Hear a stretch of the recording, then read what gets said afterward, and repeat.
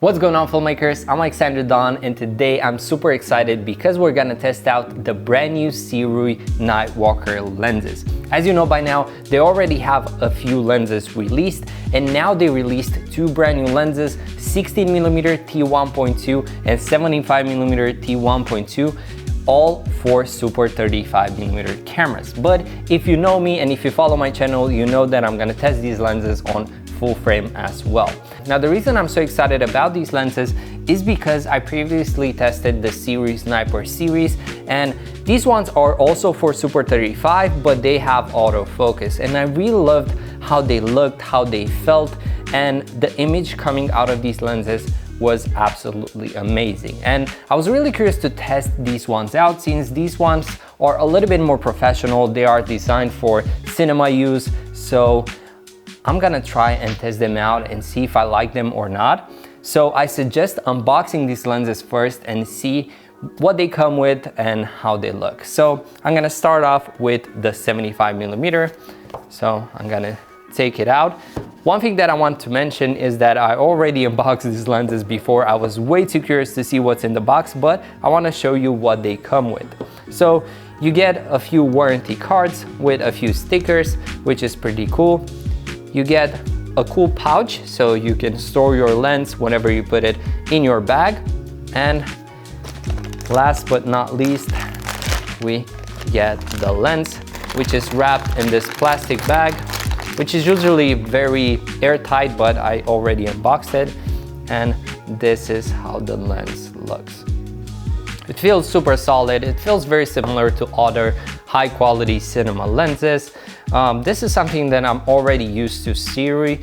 I have tested and used a lot of lenses from Sirui, and they never disappointed in terms of quality. So if you look at this lens, it looks super nice. I really love the blue accent. Usually when we talk about lenses, they kind of have the red accent, but I really like to see that we have something a little bit different. So I'm gonna open this up. You can see how big the glass is. It looks pretty cool.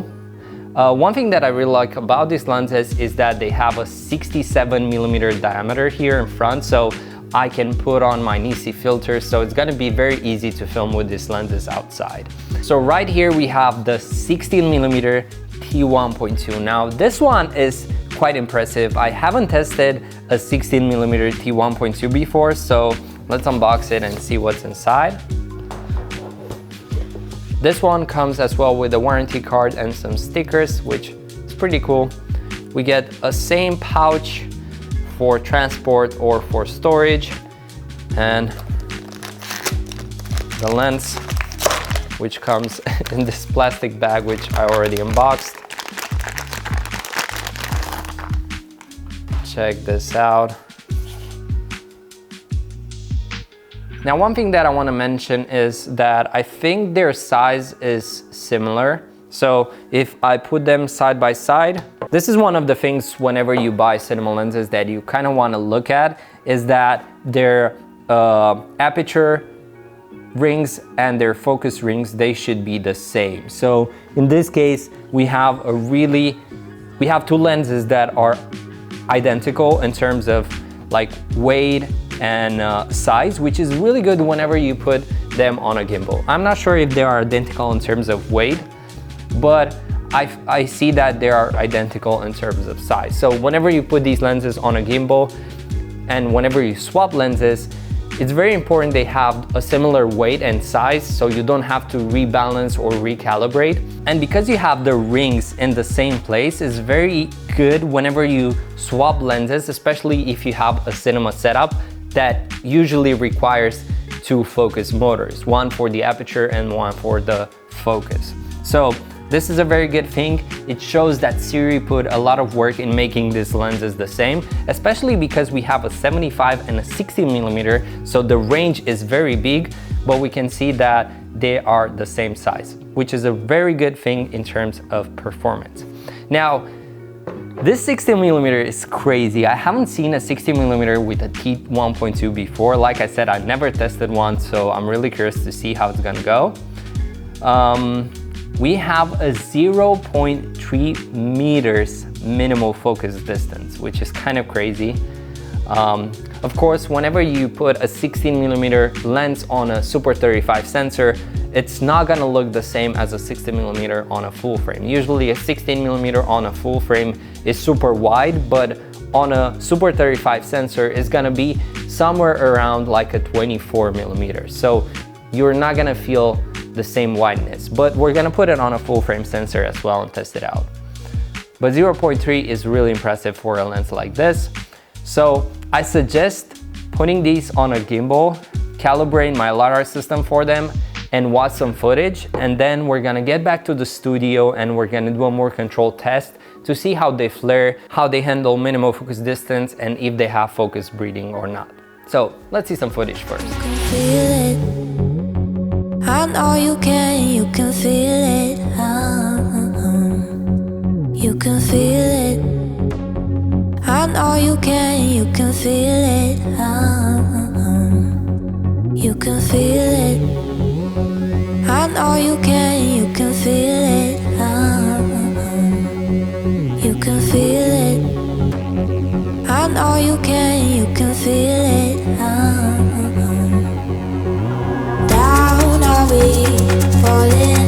Are we going down? Are we falling in love? Are we going down? Are we falling? Feels like I'm falling in love. Down are we falling?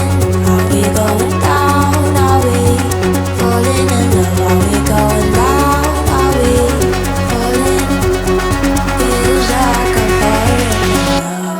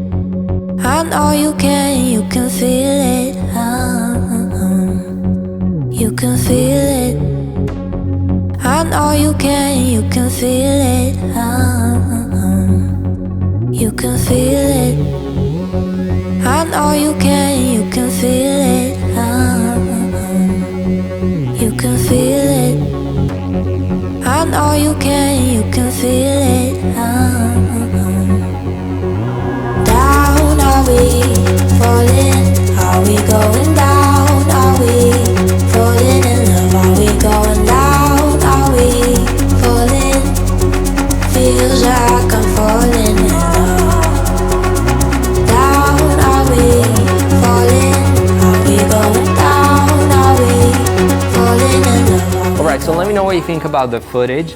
It was really hard to focus with the 75 on a gimbal with the LiDAR system. I had a few difficulties, but even so, I had a lot of good shots in focus and I really like this lens. But pairing this lens with a Super 35 sensor means you're not gonna have a 75mm field of view. You're gonna have something a little bit more cropped down, so it was more like shooting with a 9mm on a full frame sensor. So it was really difficult to keep my subject in frame and create nice compositions.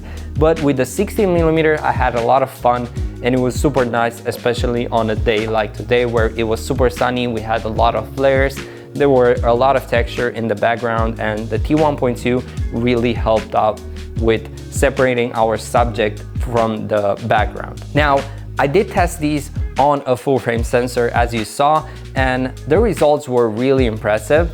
With a minor crop, you can get away with using this on a FX3, for example. And I kind of liked how the 75 looked on a full frame sensor more than I liked how it looked on a Super 35 sensor. Now with the 60mm, I cannot say the same. I feel like the vignetting is too much on a full frame sensor. I would stick it only with a Super 35 sensor. But it's really nice to see that if you own both of these cameras, like I do, a Sony Fx3 and a Sony Fx30, you can have fun with these lenses and you can use them on your both cameras and you can kind of get the same look. Now, what I've realized and what I've noticed is that the look is very similar in terms of colors when I switch from one lens to another. You can see in the studio test as well, if I put one lens and then I put the other, there isn't a shift in color or anything like that, which is very important whenever you buy cinema lenses. You want to have a constant look across your whole lenses.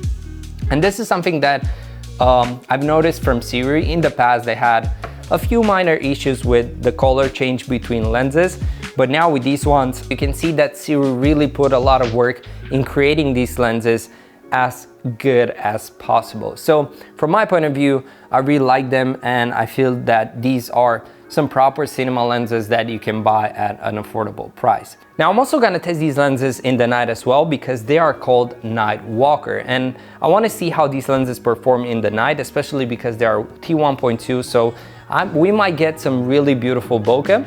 So let's see some footage.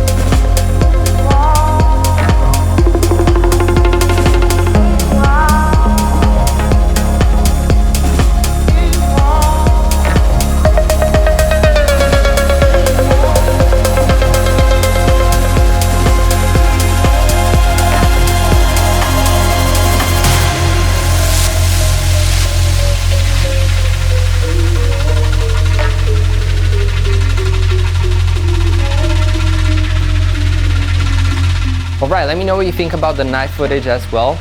I was personally very impressed with how the footage turned out, and I cannot wait to use these lenses in a lot more projects.